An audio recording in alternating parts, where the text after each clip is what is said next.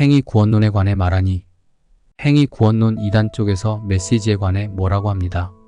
변승우 교회 멤버인 듯한데요. 변승우 책 130권을 읽어보면 생각이 다를 것이라고 합니다. 이번에는 김영현 쪽 사람인 듯한데 행함으로 구원받는 것이 맞다고 합니다. 저보고 오히려 이단이라고 합니다. 제가 신학교에서 공부는 했는지조차 의심스럽다고 합니다. 교리와 신학으로 비판하는 것은 옳지 않다고 합니다. 그러나 우리는 율법적 행위 구원론에서 벗어나야 합니다. 이 말은 행위와 삶의 열매를 부인하는 말이 아닙니다. 은혜를 입은 자로 우리는 삶의 열매, 경건의 열매, 거룩의 열매가 있어야 합니다.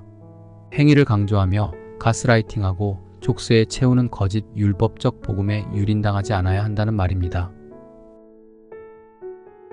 바울은 율법을 넘어서야 한다고 했습니다. 예수 그리스도를 통해 성도가 구원을 받고 온전해져야 함을 명시하였습니다. 그렇다면 율법의 기능은 무엇이라고 하였습니까? 죄를 더 이상 짓지 않도록 견제하는 기능이었습니다. 누군가에게 쓴소리를 하는 것은 나쁜 부분도 있습니다. 그러나 순기능도 있습니다. 더 이상 동일한 안 좋은 말, 행동을 하지 않도록 합니다. 때로 누군가 나를 저격하지 않을까 하는 걱정이 되어 자제를 하는 경우도 있습니다.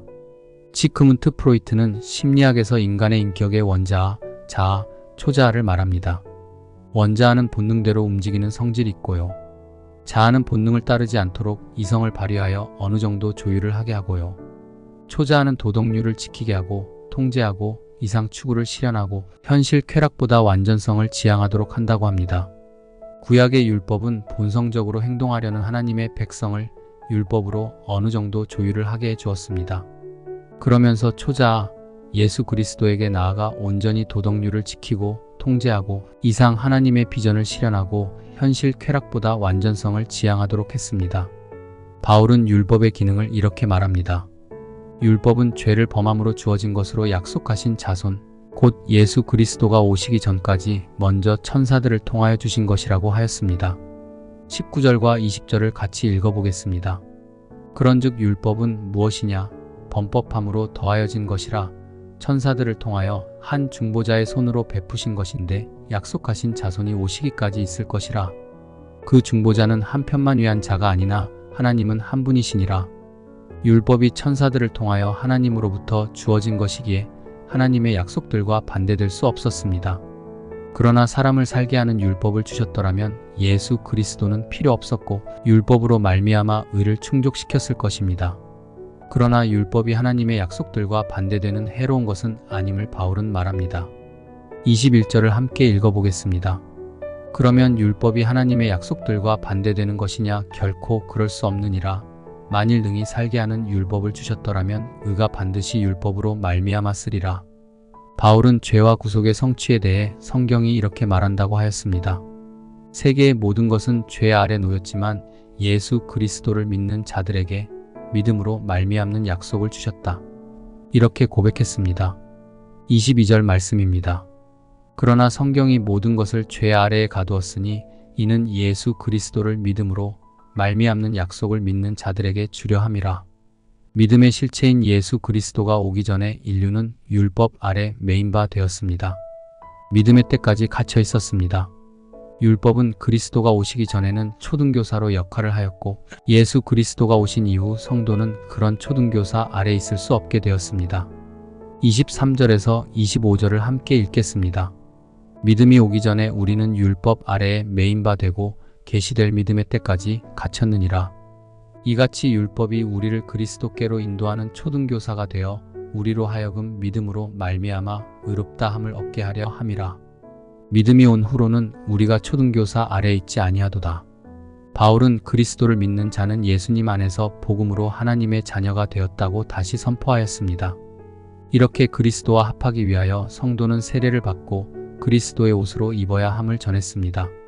26절, 27절입니다. 너희가 다 믿음으로 말미암아 그리스도 예수 안에서 하나님의 아들이 되었으니 누구든지 그리스도와 합하기 위하여 세례를 받은 자는 그리스도로 옷 입었느니라. 그리스도 안에 있는 자는 신분과 귀천을 막론하고 하나라고 하였습니다. 세상에는 참 많은 것을 가진 자, 능력이 있는 자, 지식이 넘쳐나는 자들이 존재합니다. 그러나 서로 하나 되지 못하고 있습니다. 하나됨은 그리스도 안에 있는 자에게 가능합니다. 진정 그리스도에게 속한 자는 아브라함의 자손이고 약속대로 유업을 이을 자입니다.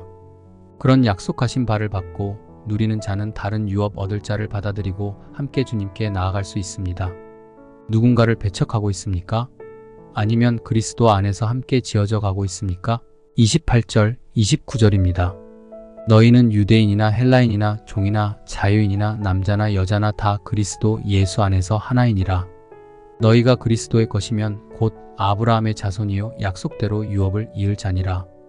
율법 아래 있으면 인간은 서로 행위를 통한 의로 교만하고 서로 판단합니다. 그러나 예수 그리스도 안에 있으면 성도는 유대인이나 헬라인이나 종이나 자유인이나 남자나 여자나 하나가 됩니다. 이 시대는 이념, 정치, 가치관, 이데올로기로 다 나뉘어져 있습니다. 그리스도 안에 있지 않기에 서로 대치하고 서로를 향해 반감을 갖고 살아가고 있습니다. 진정한 복음 안에 거하여 서로 다르지만 틀린 것이 아니라 주님의 귀한 지체임을 고백하길 소망합니다. 주님, 율법의 사람이 아니라 예수 그리스도를 따르고 닮는 자가 되게 하시고 약속하신 유업을 누리고 나누는 자 되게 하옵소서. 오늘 말씀 중 받은 도전 혹 은혜는 무엇인가요? 눈을 감고 같이 기도하겠습니다.